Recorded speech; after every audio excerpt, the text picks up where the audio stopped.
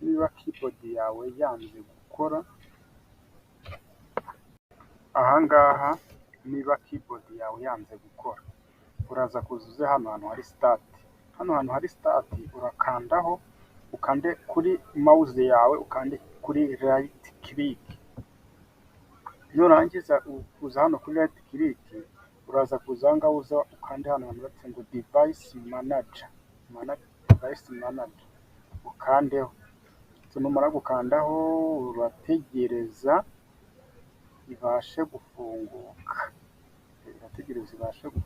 kuko ubu ngubu iba irimo processinga.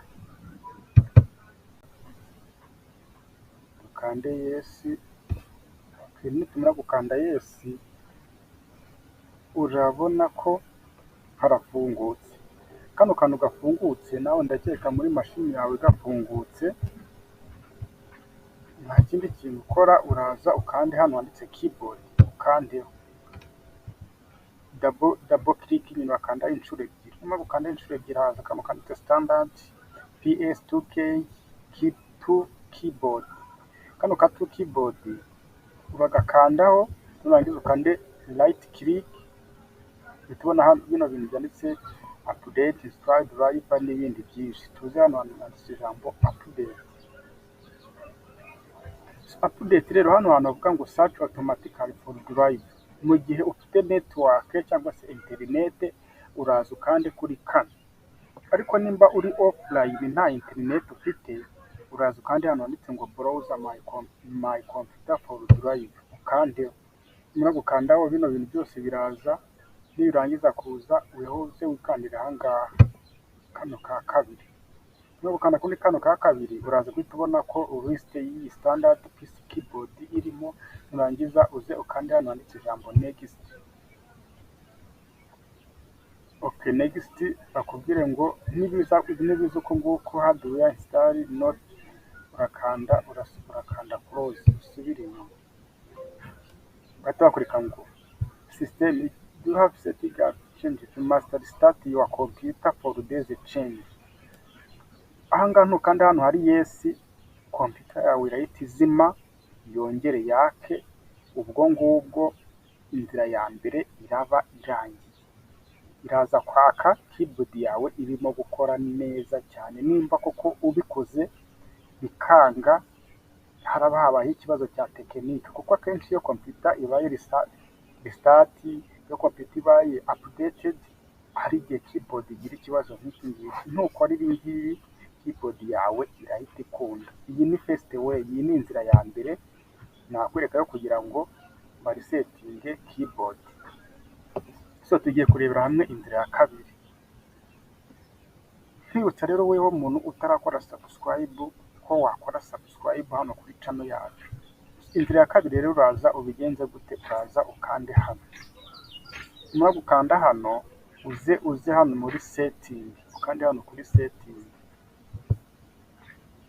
Mashini yawe ifunguke muri setting. Irafunguka. Nurangiza gufunguka, uraza kuza hano hangaha handitse kano kantu kavuga ngo easy of access, ukandeho.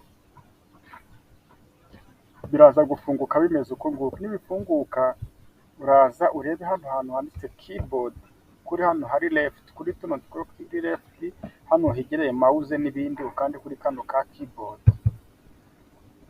Nyuma kugakanda, uraza hano hantu handitse ngo use on screen keyboard, uze ukandeho kugira ngo nyine ukoreshe, kuko hari amagambo ugiye kwandika. Ayo magambo rero kugira ngo yandike nuko uraba ufite icyo bita screen keyboard. Okay, numara kubona screen keyboard, ibintu biraba byagize gute, biraba byoroshye. Nta kindi kintu rero uraza gukora, uraza kuza uze hano hari start. Hano hari start, nuhagera urakanda right click, ujye hano handitse ijambo run.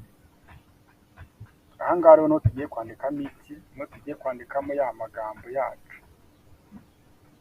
Ahangaha niho tugiye kwandikamo ya magambo yacu ariyo bita rigidity.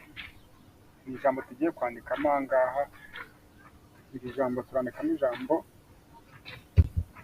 regi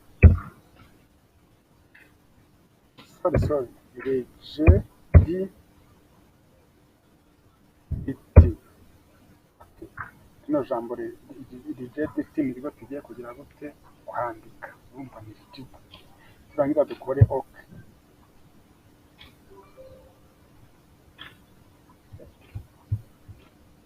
Tumara gukora hano bakubaze nimba wemera kusevinga changes, hano uraza ukore yes.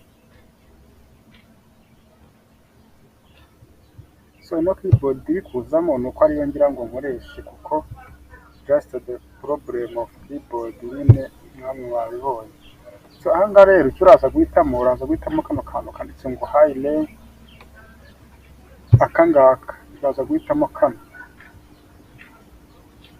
kiki local machine system n'ibindi byose turagakandaho. Nitumara kugakandaho haraza gufunguka. Hano ahangaha turajya tuza hano kuri system, twagure ino system.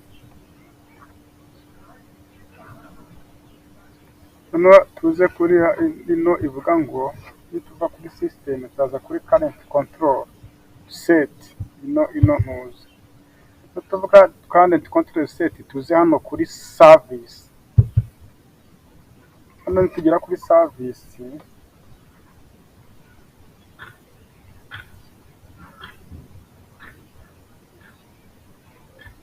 turahitamo E8042 port, E8042 port.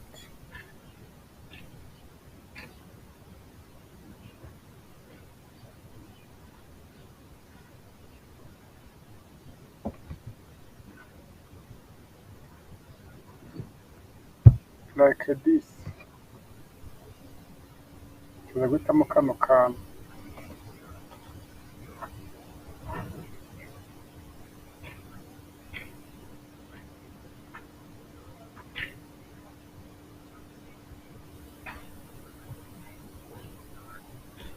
None nitumara kugera ahangaha turaca tuza hano handitse ijambo start,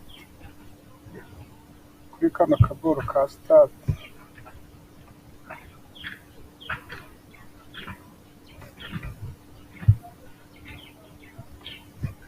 So nitumara gukora hano kuri start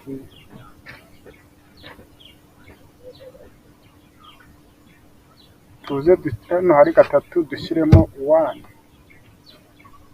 No gushyiramo 1 tugire ok.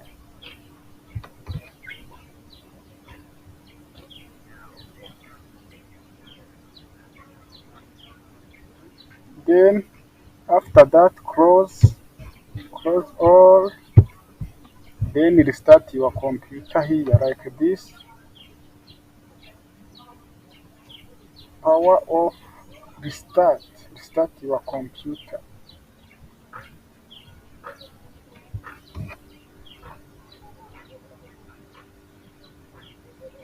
I hope ndakeka ko ibintu biraba birangiye, keyboard yawe iraza guhita ikora neza. So kora subscribe nimba ukunze video ya